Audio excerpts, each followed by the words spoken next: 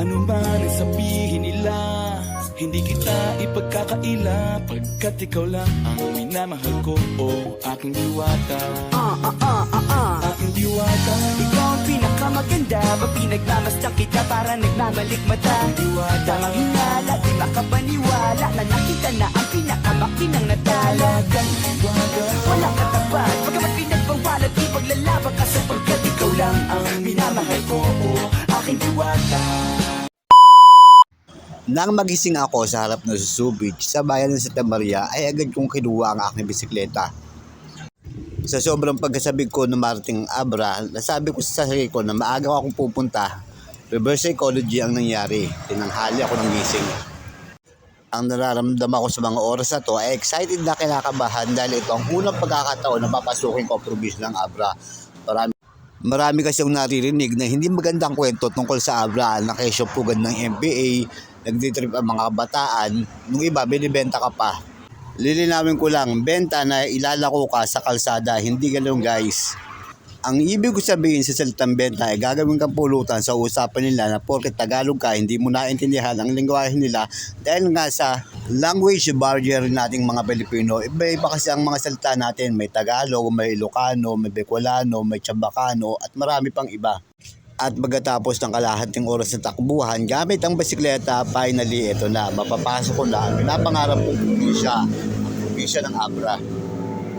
Pero bago ko marating ang probinsya ng Abra, ay dumaan muna ako sa makunat at kurbadang ahon.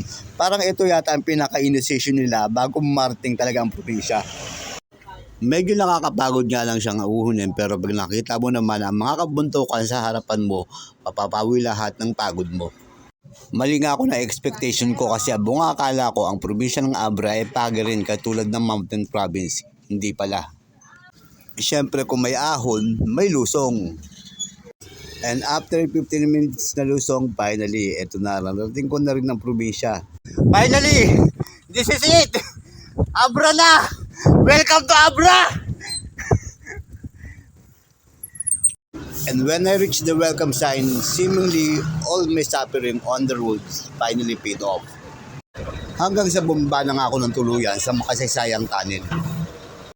At pagbaba ko, bubungad sa akin ang pasalubong center kung saan makakabili kayo ng mga souvenir items like mug, t-shirt, pagkain, salakot, bandana at marami pang iba made from Abra. Pero bago ako tuluyan pumasok, nagpicture-picture muna ako syempre.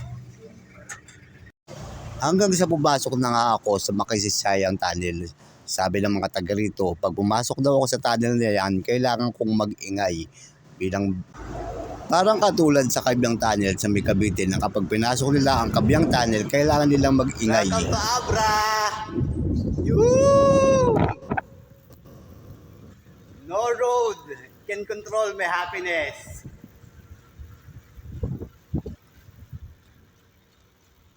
At paglabas ko ng tunnel, bumungad sa akin ang napakagandang bulubundukin ng Abra.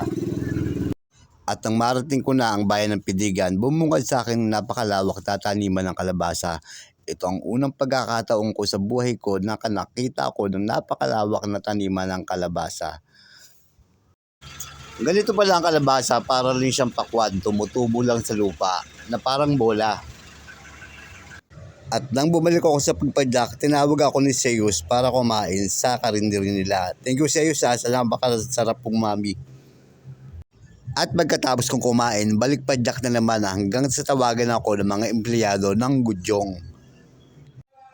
Good afternoon guys, dito pa rin ako sa Pidigan, Abra, dito sa may Guandong Steel. Ayun, napakaswerte ko kasi binigyan nila ng pagkakataon na makita kung paano ginagawa ang mga galvanized na GI sheet o bubong. Yung mga galvanized, yung mga bubong na may kulay, pati mga parlina. Ngayon, tara, pasok tayo. Yan.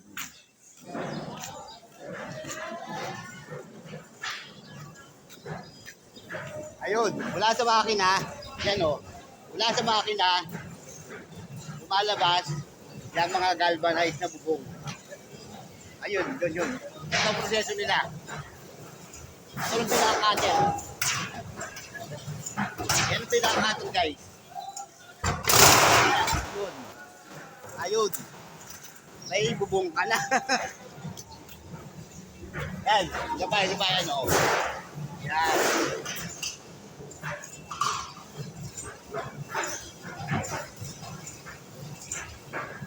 Yan.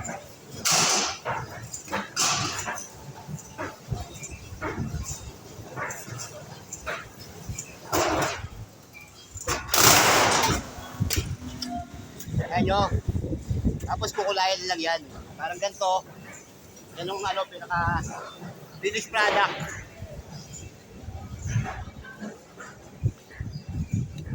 Ngayon, kung marunong naman, ganun din.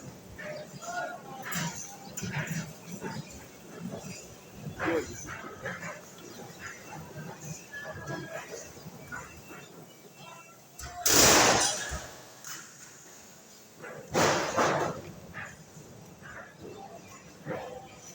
Ayun. Ito naman mga pang-alulod.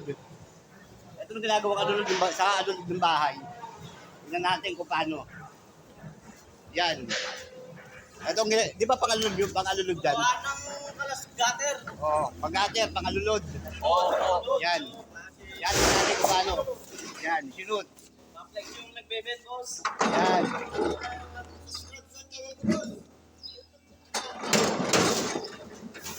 Ayun. Yung pala pinaka-ano.